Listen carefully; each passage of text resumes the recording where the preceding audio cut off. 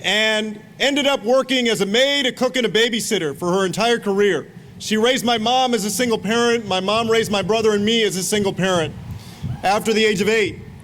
My brother and I are proud products of the public schools of San Antonio.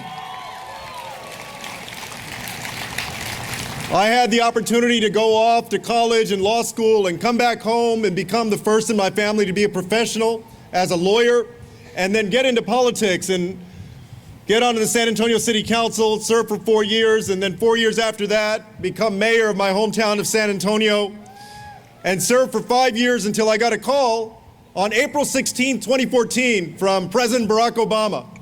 And I remember the date because it's not every day that the president calls and asks you if you want a job. I had just driven through the drive-thru at Panda Express. And you know how on your phone it says like block call or unknown? It said private. So if you ever get a phone call that says private, answer it. Hopefully it'll be me on the other end of the line calling you. I did answer that call, and I ended up serving the last 2.5 years of the Obama administration as Secretary of Housing and Urban Development. Got to manage a department of 8,000 employees, a $48 billion budget, 54 field offices across the country, and to see in 39 states and 100 different communities, big and small, how communities are grappling not only with housing, but everything that is connected to that. The fact that where you live often determines the kind of school that your kid goes to.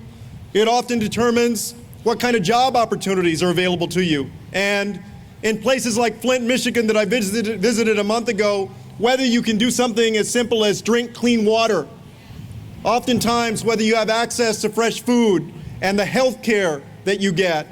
I'm running for president because I feel tremendously blessed with the opportunity that I've had in life in this country.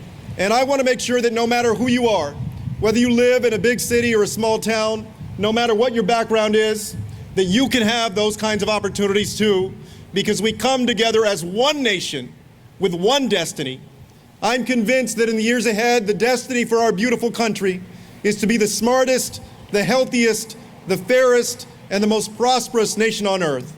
The smartest, the healthiest, the fairest, and the most prosperous nation on earth. If we're going to be the smartest nation on earth, it starts with universal pre-K for 3- and 4-year-olds.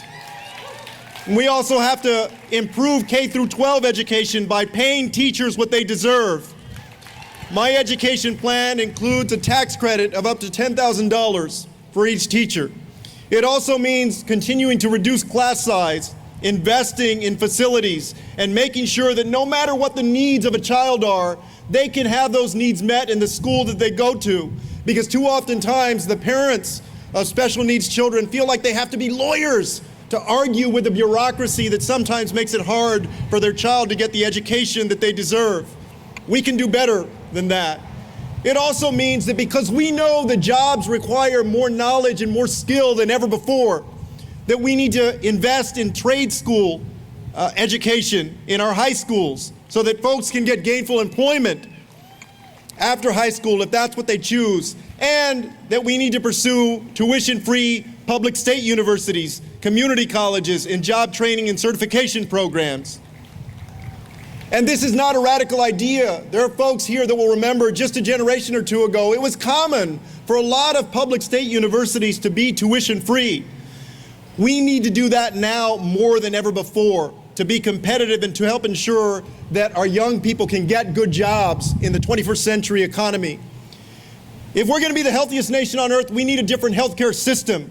The grandmother that I grew up with had diabetes, and I watched as her condition got worse and worse until right before she passed away, she had to have one of her feet amputated, which, as y'all probably know, is fairly common for severe diabetics. But that whole time she had Medicare. I want to make sure that we strengthen Medicare for the people who are on it and that we make it available to everyone who wants it. And I also believe, though, that if somebody has their own private health insurance plan that they want to hold on to, that they should be able to do that.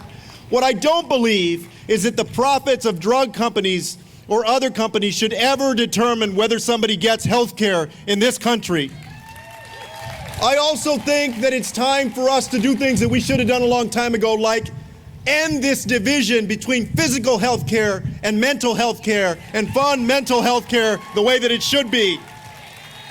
If we're going to be the fairest nation on earth, it means reimagining our justice system so that everybody is innocent until proven guilty, investing in public defenders, cash bail reform, sentencing reform, and I'm the only candidate that has put forward a police reform plan as well. Because how many of these videos do we have to watch of especially young black men in our country that are treated differently, oftentimes with excessive force by police? Now, I was mayor of San Antonio before I was housing secretary.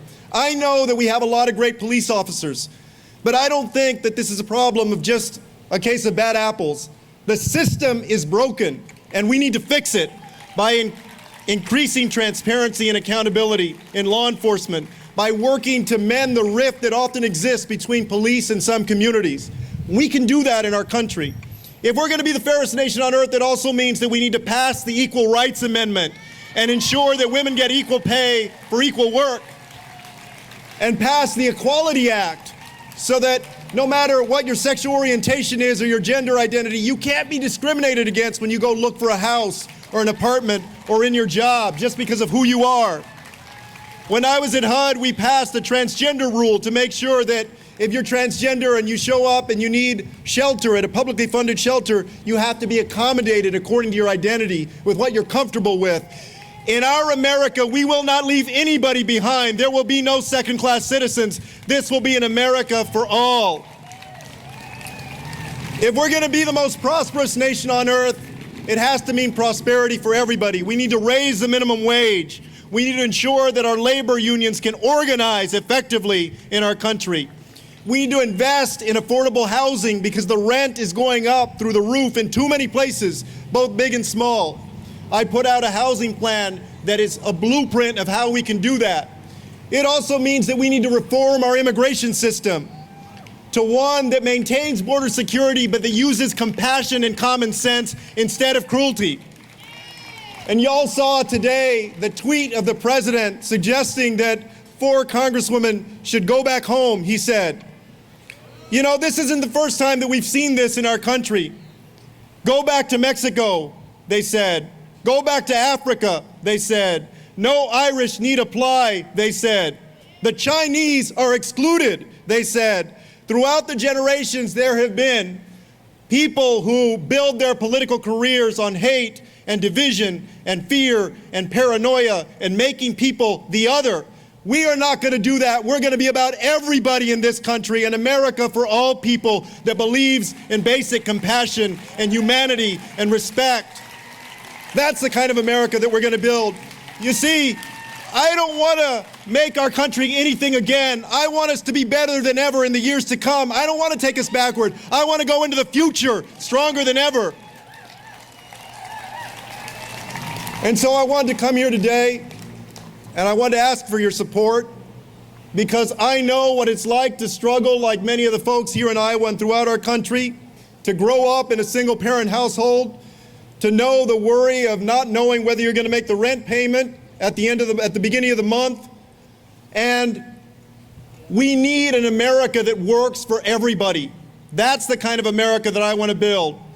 Just the other day, somebody asked me, you know, what would the first thing be if I were elected president? What would I do? And I said the first thing I would do is sign an executive order that afternoon to recommit the United States to the Paris Climate Accord so that we lead again on sustainability